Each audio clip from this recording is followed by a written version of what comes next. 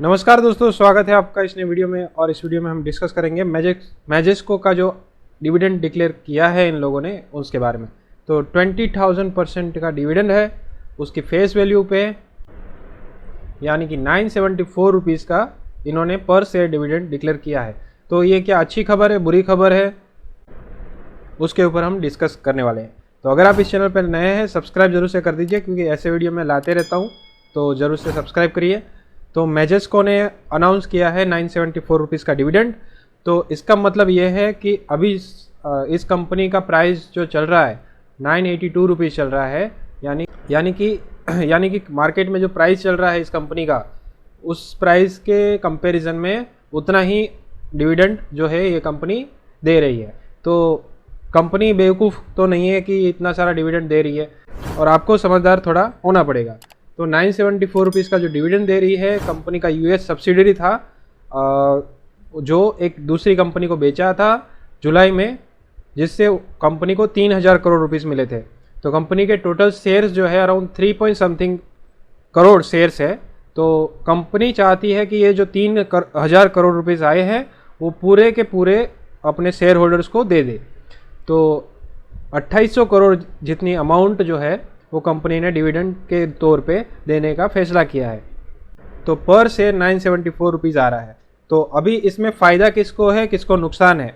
तो फ़ायदा उसको है जो इनकम टैक्स ब्रैकेट में नहीं आते, यानी कि 10%, 20% या 30% के ब्रैकेट में जो भी शेयर होल्डर नहीं आ रहे हैं, उसको ये फ़ायदा है। वो चाहे तो 974 या उसके कम के प्राइस में शेयर परचेज कर सकता है, उसको करना है तो उसको फ़ायदा रहेगा। अगर वो 974 रुपीज़ से कम में परचेज करेगा तो उसका जो स्टॉक है वो उसको एकदम से फ्री हो जाएगा। और नुकसान किसको है?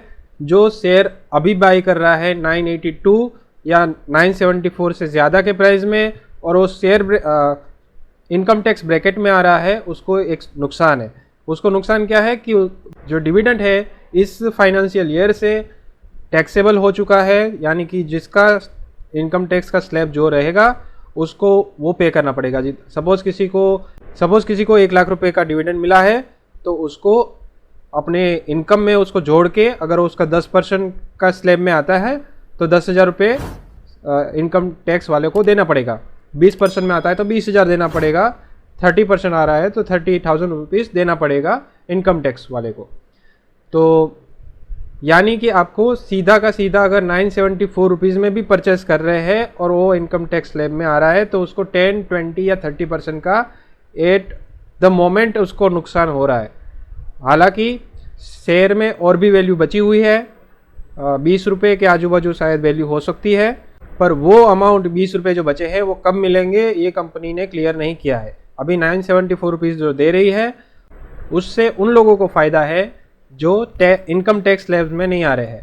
तो जो टैक्स स्लैब में आ रहे हैं, जिसके पास मैजेस्को का शेयर्स है, उसको बेच के जो उनका कैपिटल गेन एप्रिसिएशन टैक्स है वो 10 से 15% रहता है अगर 1 साल में बेच रहे हैं। तो 1 साल से ज़्यादा में बेच रहे हैं, अगर 1 लाख का प्रॉफिट से ज़्यादा है तो उसमें कुछ टैक्स रहता है। तो वो अपने फाइनेंशियल एडवाइज़र से सलाह मशवरा करके जो अपना डिसीजन है ले सकता है। पर जो इनकम टैक्स स्लैब में नहीं आते हैं, यानी कि 10%, 20%, 30% का इनकम टैक्स नहीं देते हैं, उन लोगों के लिए ये एक फ़ायदे का सौदा हो सकता है।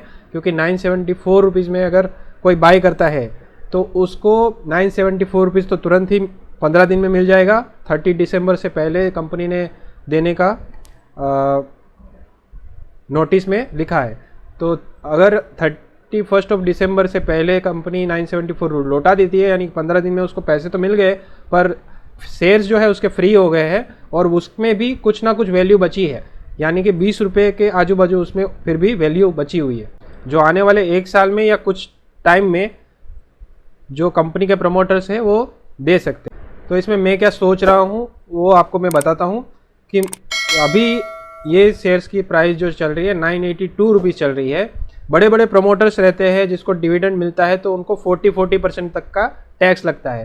तो हो सकता है वो लोग अपनी पोजीशंस को रिटेल शेयर होल्डर जो है उसको बेचे, और उसकी वजह से सपोज प्राइस नीचे आता है, मैं ये नहीं बोल रहा हूँ कि प्राइस नीचे आएगा, मैं कोई स्पेक्यूलेटिव नहीं कर रहा हूँ, मैं एक मैथमेटिकल आपको बात बता रहा हूँ। सपोज़ ये 982 रुपीज़ का शेयर्स है, 5% की इसकी सर्किट है। अगर सपोज़ ये कल लोअर सर्किट में जाता है तो मैं कुछ अमाउंट का शेयर्स बाय करूँगा, फिर अगर और गिरता जाता है तो थोड़े और बाय करूँगा। किसी दूसरे का अकाउंट है तो वो अगर इनकम टैक्स स्लैब में नहीं आ रहे हैं उनके अकाउंट में से मैं कुछ ना कुछ शेयर्स बाय करता रहूँगा। 974 से नीचे अगर जाता है, जितना नीचे जाएगा उतना ज़्यादा परचेस कर सकते हैं। मेरी आपको कोई रिकमेंडेशन नहीं है, मैं ये बता रहा हूँ कि मैं क्या करने वाला हूँ। सर्किट लिमिट के हिसाब से कल इसका जो प्राइस आ रहा है, लोअर सर्किट 933 का है और अपर सर्किट जो भी है, तो लोअर सर्किट 933 है, तो 933 के आजू बाजू अगर ये शेयर्स आता है तो अराउंड कुछ बाई करूँगा। तो ये मैं सोच रहा हूँ। तो आप इस स्टॉक के बारे में क्या सोचते हैं मुझे कमेंट करके ज़रूर से बताइए, और आपका कोई क्वेश्चन है ज़रूर से मुझे कमेंट करिए, और अगर इस चैनल को सब्सक्राइब नहीं किया ज़रूर से सब्सक्राइब करिए, और मिलते हैं अगले वीडियो में।